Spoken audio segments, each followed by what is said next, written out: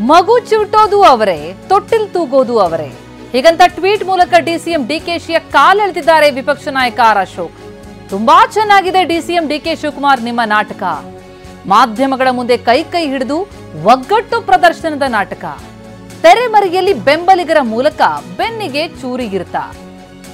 ಗಂಡ ಹೆಂಡತಿ ಜಗಳದಲ್ಲಿ ಕೂಸು ಬಡವಾಯಿತು ಎಂಬಂತೆ ಸಿದ್ದರಾಮಯ್ಯ ಡಿಕೆ ಅವರ ಜಗಳದಲ್ಲಿ ಕರ್ನಾಟಕ ಬಡವಾಗ್ತಿದೆ ಅಂತ ಆರ್ ಅಶೋಕ್ ಕಾಲೆಳೆದಿದ್ದಾರೆ.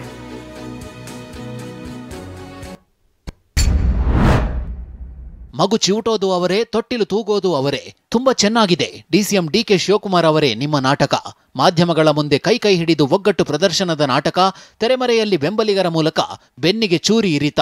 ಒಟ್ಟಿನಲ್ಲಿ ಗಂಡ ಹೆಂಡತಿ ಜಗಳದಲ್ಲಿ ಕೂಸು ಬಡವಾಯಿತು ಎಂಬಂತೆ ಸಿದ್ದರಾಮಯ್ಯ ಹಾಗೂ ಡಿಕೆ ಶಿವಕುಮಾರ್ ಅವರ ಜಗಳದಲ್ಲಿ ಕರ್ನಾಟಕ ಬಡವಾಗುತ್ತಿದೆ.